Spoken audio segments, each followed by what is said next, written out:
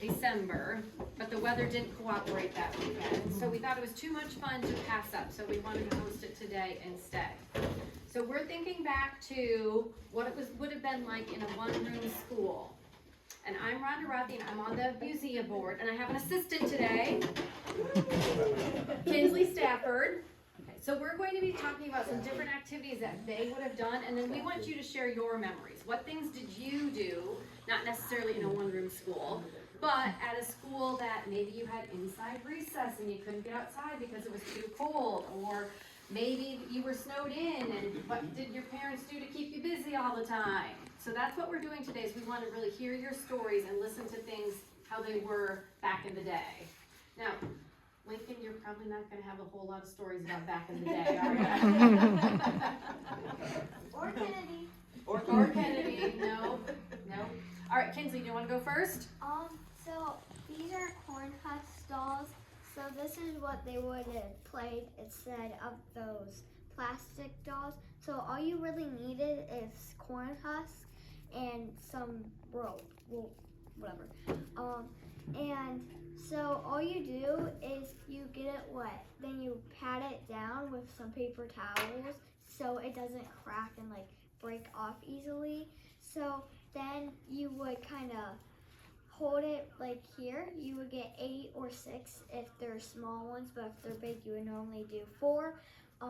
And so this one we had to do 8, and all you really did is you hold here, and you tie a rope, and then for your arms, you just take a small one and you roll it, and then you tie one end and another, and then you stick it up the middle, so you open it and put it in the middle, and then you tie it here, and then if you want your hands, you can make them shorter or you can keep it the same. So that's how they kind of made the dolls. And I kind of cut it up to look like a dress or feet. Nice job, Kinzley. So, Harriet, you were commenting. Did you ever do that? Not really. No? That was beyond me, I guess. I remember making dolls out of those hollyhocks.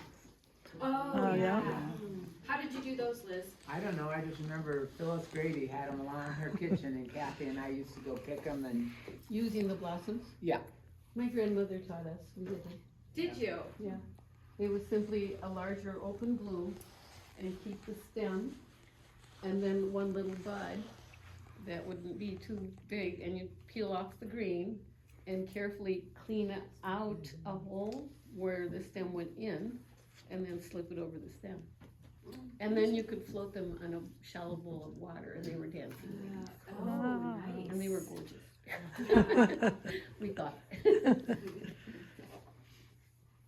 Anybody else have had any creativity from nature that they made things to play with? Even dandelions, I can remember twisting and making them kind of look like a person, a person and playing outside.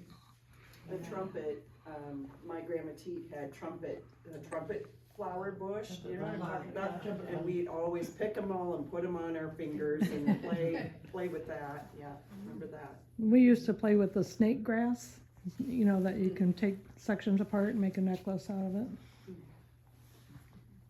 So back in the day, Lincoln, not everything went like this. Nothing went like that. Yeah. So TV, no anything. No.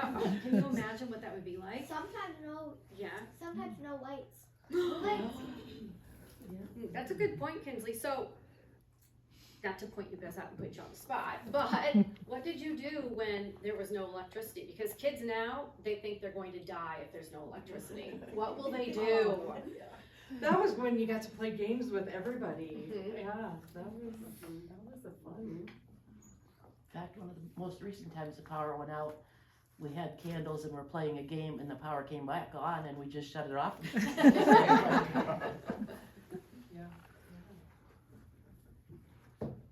When our power goes out, we have like a whole stack of books and games.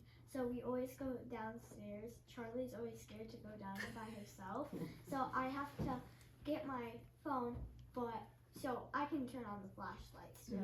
So we go down there and we're like, which game? And there's no window, so we can't really see. And we always have these top 3 games, Sorry, and a couple more. So we always play those, and since we have a sunroom, we have the sun to play, and so we just go on that table and kind of play. So what were some popular games that you played at home? Checkers, marbles. Chinese checkers. Huh? Chinese checkers. Chinese Yeah, checkers. Chinese checkers. Dominoes, I remember playing dominoes. Have you ever heard of any of those, Lincoln, Kennedy? Yeah. I have. You like to play checkers. You're good at checkers, aren't you? So what did you do at recess time for games? I mean, now we've got all the playground equipment and basketball hoops and all kinds of stuff, but the one-room schools or schools that were older didn't have all those things. So what did you play? If it was snow and nice enough, we went out and made snow angels, snowmen, played fox and geese. Yep. Built snow forts and had real snowball fights. If you got hurt and went in crying, so be it. We can't do that at our No. No. We had a coal shed and we played Annie over. Cool shit with that. Yeah. Lincoln, do you know what Amy and Over is? No? You wanna teach us what it is? Well, you just, I don't know, you just throw a ball over the top of and somebody catches it on the other side. And before you throw it, you're gonna say Annie over, and they know it's coming. And if it's Then you go get over, ready. Go pigtail. Yeah. Was it no pigtail? Explain that one. If it doesn't go over. Yeah. Yeah. It doesn't go over. But if it went over and you caught it, didn't you run around to the other Yep. side and tag somebody? Right. Yep. Yeah. Oh, Yeah. I remember that. And what was the point of tagging them? And then Then they were on your side. I guess you got a point, yeah, She says they're on your side. yeah. Yeah. Get a bigger team. And at the Hopples, there's always so many. That was Annie over, and then we also played a lot of kickball. There was a circle drive, and in the middle, it made it easy for all ages. If you were old or young, you could still play the same game. So kickball and Annie over were. We always played, What's the one where you broke the chain too? That would Red Rover. Red Rover. Yes. We played softball too. We had a place that was my folks' place across the driveway, and we played softball. They played a lot of softball. Did you guys have Foursquare? What? Foursquare? 4 squares. Four square. No, you didn't have to bounce a rubber Okay, ball. it's a game of 4 squares. Where you use a ball and bounce it. No. I don't know that. Something new. We played games where you sat in circles or stood in circles and would do duck, duck, duck, goose, Yeah. or drop the handkerchief, Yeah, or, musical chairs. musical chairs, that's the one. when we had a bunch of cousins around, we would play kick the can at night. Oh, yeah. And you'd have 2 teams and somebody would be it, and you'd try to go in and kick the can while they weren't looking. And if they saw people, they had to run back to the can and stand on it and say where they were, and then they had to come in. So, I remember at night we'd catch lightning bugs and we'd smear them on our foreheads. And we'd run around because they kind of glowed in the dark for a little bit. Sounds like a Waskow thing to do. Yeah. I would be like, no, we can't keep it in the. I would never think of smearing it. So in my husband's family, they had 6 boys, so a lot of their games were rough. rough. So they tried to teach their own kids how to play kick the can. Well, of course, there was the older generation injury that had to sit out because they got hurt demonstrating. But the one daughter still has a scar on her foot from kick the can, and she said, I'm the legend of kick the can for the family, because I'm the only one that had to get stitches from the game. So are there rules to that? Yeah, and I forgot some of the rules. If the person that's who's trying to find people, if they stray too far away from the can, and they might have some people already caught, if somebody else could come in and kick the can, everybody's free again, and they have to start all over again. So it's like freeze tag? No, not really freeze tag, but you're trying to spot them, And if you can say so-and-so behind the shed, then they had to come up, and then they're captured. And once you caught everybody, then, I don't know, somebody else takes a turn to be it. So they were But you hiding- could free people by going in, sneaking in and kicking the can, and then everybody's free again. So there's a can in the middle, and somebody has to keep people away from the can? Well, there's only one person guarding the can, so it's kind of lopsided. Because if they walk away trying to find people, then somebody else would come in and kick it. So the other people are hiding.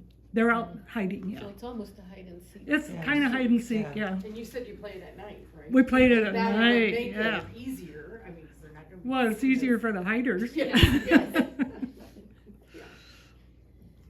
So Nancy, with Bennington One, what were some of you traveled to different one-room schools and played softball? Yes, we had, you know, we played different schools. So you just take the afternoon off? Yep. Isn't that? Yeah, So- yeah. I So don't when think you they went- take an afternoon. No. So how did you travel? Did you take, Yeah. What? how did you get there? To the- I don't. Parents' even cars or? remember. Maybe some parents? Probably parents of us, yeah. We, us, yeah, because we didn't have any bus. No. I don't know who this is. Just walked. So when you played softball, was it all ages and a mixed team of Yeah. girls and boys? Yeah, yep, and they had a captain and they got to choose who they wanted on their team, Okay. yeah, so. So Mom would have done some of cause she remembered the softball playing too, Yeah. so. Yeah. Yeah. Oh, yeah. Well, I wasn't at a country school, but one of the things we used to do in the wintertime, when you couldn't do anything else, we had this little gym that we played dodgeball. Oh boy, that was quite the game. Was it a serious It dodgeball? was. You got hit with that ball, It you knew hurt. it. So we played freeze tag where there was somebody that was chasing everybody, and they'd capture them and put them in a corner, and then whoever was captured would hang on to hands. Pretty soon there was a big long line, and that line could weave, and the rest of the people had to go and touch the people on the line to release them. Uh-huh. But if you got caught, then you kept being added to the line. What was it called? Freeze tag. I haven't heard it That played is that a- way before. Yeah. Now, one of the games that we play now, well, Lincoln, we just played it on Thursday, didn't we? Is four corners. So when we have inside recess, there are some opportunities where the kids get to go to the gym. And that's a big deal if it's your gym time. So I have a deck of cards, and I take out all the cards, but I save the ace through the 6. And then each corner of the gym gets a number 1 through 4. So the kids run and run and run and pick a corner, and then they have to stay there. And then I draw a card, and if I draw a 1 and they're standing in corner 1, they're out, and they have to sit in the middle. And that goes for the cards 1 through 4. But if it's 5, everybody's out, and everybody has to sit in the middle. It got a little loud on Thursday because they were chanting 6, 6, 6, because if you draw a 6, then everybody's back in the game again. I remember that. Yeah. And we can play it in the classroom too, but we can't run and chant and all of that stuff in the classroom. I remember doing flashcards, when we had indoor recess, and I was very competitive, so I wanted to win. You know, because you would do flashcards and you would stand next to the desk of the person you were competing against, and if the teacher would hold it up, if you got it first, whatever, multiply, add, whatever, then you got to move to the next student, and so it was very competitive and fun. We kind of do that, but instead, so 2 people each go. We have time flashcards. So 2 people are going to each other, and it's a boy against girl. So, Even more so if a girl gets it before the boy, then those 2 go back, and the girls got a point. But if the boys won, the boys got a 1, and they go back. We had spell downs. Everybody stands at the front of the class and takes turns back and forth, and if you miss it, you sat down. So similar to a spelling bee then.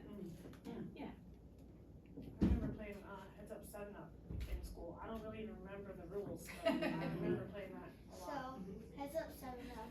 is. Yeah, you tell me, Kim. We actually got to play four corners and heads up 7 of our extra recess for our birthday with Rathe's class. So we mostly like heads up 7 up and 4 corners. So when we did heads up 7 up, all you do is you go to your desk and you put your head down and you keep your thumb up, and then there's like 5 or Depending on how many kids Yeah. you have in class, Yeah. try to make it even. so you get a bunch of kids, and then so the people that are standing up, they're gonna put people's thumbs.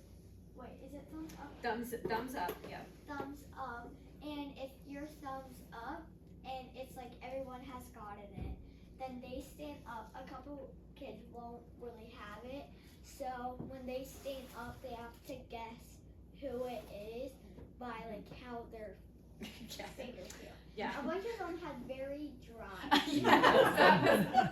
That was what the kids said. They could tell who touched them by the feel of their skin. Was their hand really cold, or was it dry, or was it really warm, or soft, or I yeah. like the warm hands. So one kid is the one that went around and determined So- which one in the class. So you're if gonna there's touch? 14 kids in the class, 7 would stay at their desk, and then 7 would go to the board. And the kids at their desk would put their head down, hide their eyes, and put their thumb up. Then all of the kids at the board would tiptoe around the room so they couldn't be heard, because that was another clue, what kind of shoes they were wearing. And they would touch one thumb and push it down and then go back up to the board. Then after all those kids returned to the board, the kids at their desk would stand up if they got touched, and then they would guess who at the board Teresa. touched them. And were they accurate? Sometimes, but they were good problem solvers. Like Kinzley said, the feel of their skin, which I don't know how you guys knew what their skin felt like, but We all